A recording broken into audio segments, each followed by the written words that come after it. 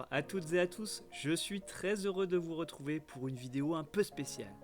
Aujourd'hui, je vous montre comment Tilos peut communiquer avec Power BI. Le fit est parfait, alors sans plus attendre, on rentre tout de suite dans le vif du sujet. On se retrouve donc sur Tilos, où vous voyez, j'ai un projet de mouvement des terres, ma foi. Donc j'ai un mouvement de terre en haut, avec des mouvements qui sont réalisés, différentes zones de déblai et différentes zones de remblai en dessous. Différentes couleurs parce que différentes natures de matériaux. En jaune, nous avons du déblai meuble. En orange, du déblai rocheux. Et en rouge, nous avons du remblai courant. Pour le déblai rocheux, on voit que les matériaux transitent par une zone de stock. Il y aura donc des reprises de stock pour ensuite alimenter les remblais. Si on regarde le planning, on voit des activités sous forme de triangle qui représentent parfaitement les mouvements entre nos différents ouvrages en terre.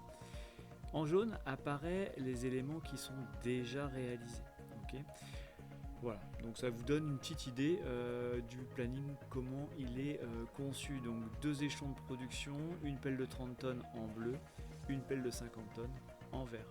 Ici des courbes de production, donc les courbes de déblai, les courbes de remblai, également une courbe de suivi de stock. Okay, donc là, ce qu'on va réaliser, on va déjà faire un saut dans Power BI pour voir un petit peu à quoi ça ressemble. Et donc dans Power BI, on a préparé un tableau qui recense les différentes quantités avec lesquelles on va être amené à travailler. Donc on a reproduit ici, sous forme d'un histogramme, les ouvrages de déblai et de remblai qui sont classés par ordre croissant des points kilométriques, donc déblai 1, déblai 2, remblai 1, déblai 3 et ainsi de suite. En bleu, nous avons les quantités présentes dans l'ouvrage en terre. En jaune, nous avons les quantités qui ont été planifiées sur le planning.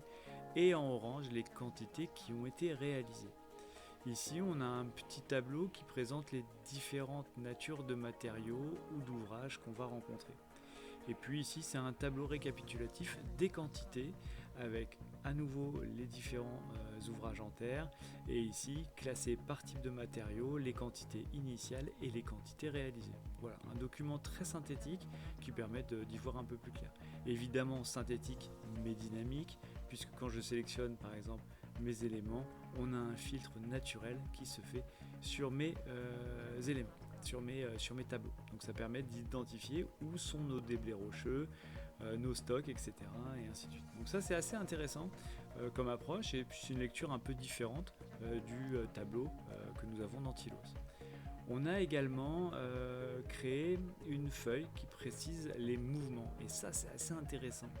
Grâce à Power BI, on peut identifier les différents mouvements et avoir des épaisseurs de lignes qui correspondent en fait à la quantité qu'on va transporter. Donc on voit ici entre déblai 1 et remblai 1, nous transportons un peu plus de 10 000 mètres cubes. Okay, et on le fait pour chaque élément. Là on a 4,5 milliers de mètres cubes, donc 4500 mètres cubes. Okay, entre le déblai 3 et le remblai 2.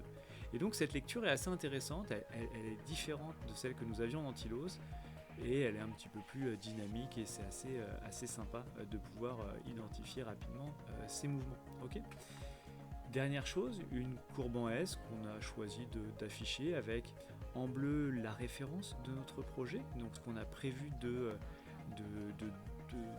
décaisser. Donc on est à peu près à 97 000 mètres cubes.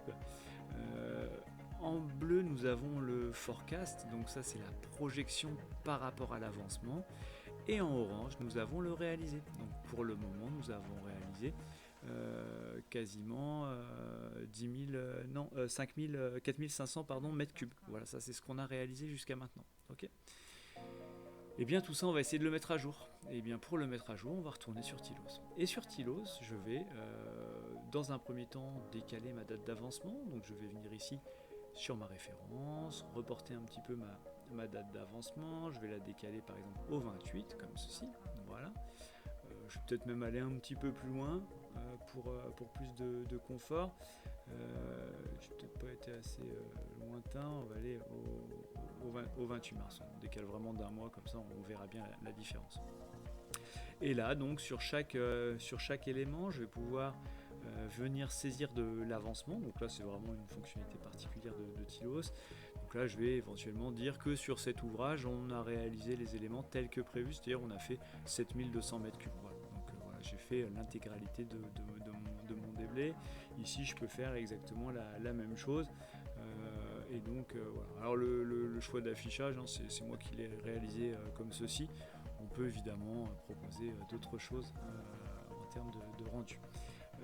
Pour ces activités-là, on peut éventuellement imaginer autre chose. On peut tout à fait se dire, ça n'a pas été réalisé, donc peut-être que ce serait bien de recaler cela plus tard. Okay, donc ce qu'on peut proposer à Tilos, c'est de replanifier par exemple, comme ceci.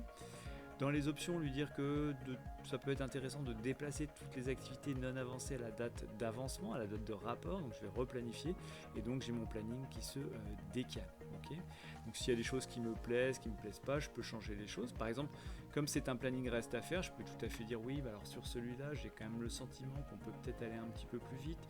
Donc au niveau de mes ressources, je vais peut-être pouvoir dire finalement le rendement n'est pas de 50, mais peut-être de 75. On va essayer d'aller un petit peu plus vite. Je l'ai peut-être pas bien saisi. Pardon, voilà. Donc oui, 75, donc on va replanifier comme ceci. Donc ça décale les activités. Alors celle-ci n'a pas bien suivi parce que je pense que j'ai oublié quelque chose au niveau du lien, mais bon, peu importe. Je vais revenir ici comme ceci. Ah, c'est un fin alors que ça aurait été peut-être bien de faire plutôt un début et on va synchroniser les durées. Voilà, comme si c'était une erreur sur mon planning, c'est pas très grave. Ça reste du planning reste à faire, donc je peux agir dessus, bouger des choses, etc. pour essayer de changer mes éléments. Voilà. Donc là c'est terminé, je peux sauvegarder, et si maintenant j'ai envie de voir le rendu dans Power BI, je vais devoir exporter mes données. Donc j'exporte mes données de deux façons. La première chose, c'est que je vais déjà exporter tout mon jeu de données, donc mon jeu d'activité. Donc là, je vais utiliser le module Excel. Je vais utiliser d'ailleurs un fichier de définition que j'avais préparé en amont, comme ceci. Et puis ici, j'ai défini en gros tous les champs que je voulais exporter. Donc je vais exporter mes activités, mes données de zone, mes données de mouvement, etc. Donc je ne vais pas le reparamétrer, mais j'ai quand même préparé mon export. Je vais exporter. Donc là, ça met plus ou moins de temps en fonction du nombre d'activités qu'on peut avoir, etc. Et puis en fonction du nombre d'informations qu'on souhaite récupérer, évidemment. Donc là, on va le laisser travailler rapidement.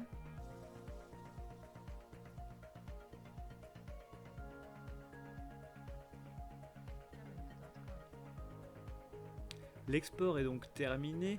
Je peux cliquer sur fermer et il m'a ouvert Excel avec le fichier demandé. Donc on voit la liste des activités ici avec les différentes colonnes qui m'intéressent.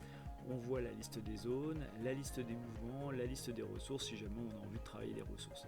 Une fois que j'ai ça, je vais tout simplement enregistrer ce fichier directement dans mon dossier. Alors j'ai un dossier je crois sur le bureau qui était prêt pour ça.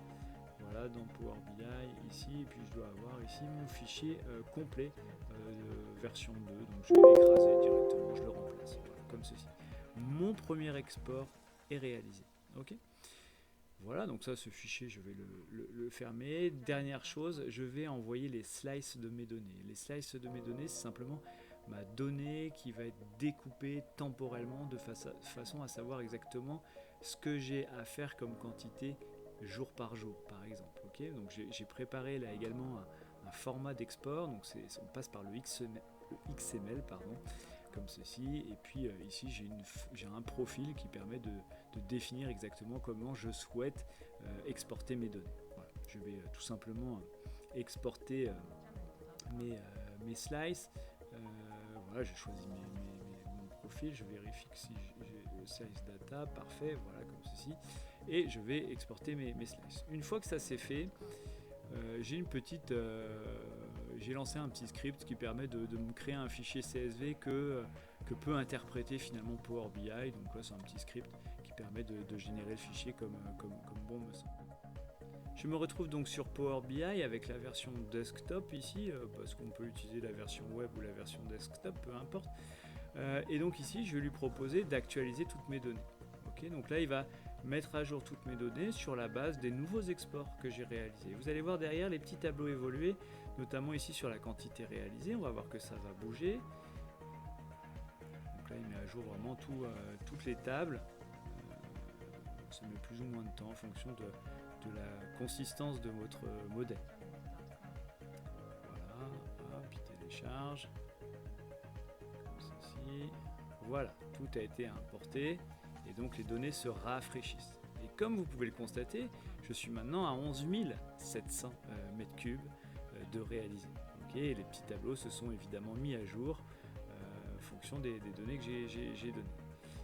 Si on va d'ailleurs sur la partie courbe en S, on voit que la courbe en S a bien évolué parce que maintenant j'arrive à une quantité plutôt de 12 000 mètres cubes réalisés, enfin 11 000 et quelques, et on voit le forecast et on voit qu'on a fait un changement sur notre planning parce que si on était resté avec ce retard là, on aurait décalé d'autant finalement la réalisation des 97 000 mètres cubes.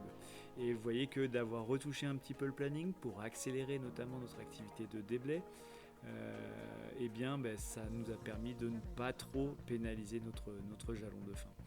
Donc voilà, l'idée c'était vraiment de vous montrer ça, comment il est possible aisément de travailler entre Tilos et Power BI. Les données sont facilement exportables avec Tilos, très ouvertes, et ensuite Power BI c'est un outil aussi très ouvert qui permet d'intégrer bon nombre de données et avoir des tableaux de bord qui peuvent parler un petit peu plus et analyser la donnée de manière un petit peu plus qualitative. Voilà, écoutez, j'espère que ça vous a plu, je vous laisse retourner à vos activités et à très bientôt sur notre chaîne. À bientôt.